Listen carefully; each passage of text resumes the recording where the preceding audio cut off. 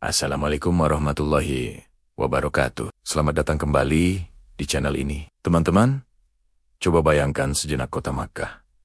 Apa yang terlintas di pikiran kita? Keramaian abadi, jutaan manusia, dan Ka'bah yang tak pernah sepi. Tapi, tahukah kalian, di balik hiruk-pikuk spiritual yang kita lihat hari ini, Makkah ternyata menyimpan sejarah kelam di mana ia pernah nyaris ditinggalkan. Bahkan, Ka'bah pun sempat terancam terlantar. Ini bukan fiksi. Ini adalah sejarah yang sering terlewatkan. Mari kita tarik mundur, waktu jauh ke belakang, ke masa Nabi Ibrahim alaihissalam. Saat itu, Makkah hanyalah lembah tandus yang gersang, tanpa air, tanpa tanaman, dan tentu saja, tanpa penduduk. Atas perintah Allah, Nabi Ibrahim membawa istrinya, Siti Hajar, dan putranya yang masih bayi, Ismail ke tempat ini. Bayangkan, meninggalkan keluarga di tengah gurun yang sunyi senyap. Ibrahim kemudian berdoa kepada Allah agar lembah itu diberkahi. Meninggalkan Hajar dan Ismail di tempat tanpa bekal hidup adalah ujian keimanan yang luar biasa. Saat bekal mereka habis, Hajar panik. Dia berlari bolak-balik antara Bukit Syafa dan Marwah, mencari tanda-tanda air atau pertolongan. Ini adalah momen kehausan ekstrem. Kita tahu kelanjutannya. Atas izin Allah, mata air Zam-Zam pun menyembur dari bawah kaki Ismail yang mungil. Keajaiban inilah yang mengubah segalanya. Kemunculan Zam-Zam menarik perhatian suku Jurhum. Mereka melihat burung-burung berputar di atas lembah. Tanda ada air. Mereka pun meminta izin kepada Hajar untuk tinggal.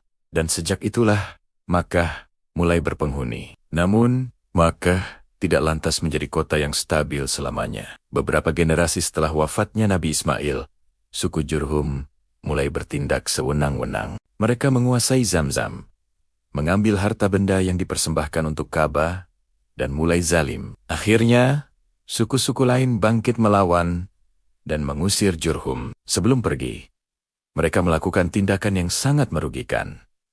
Mereka menimbun sumur Zam-Zam dan menyembunyikan semua harta Ka'bah di dalamnya, lalu menimbunnya lagi. Mereka ingin Makkah kembali gersang. Akibat perbuatan Jurhum ini, Makkah kembali terancam ditinggalkan. Sumur Zam-Zam hilang.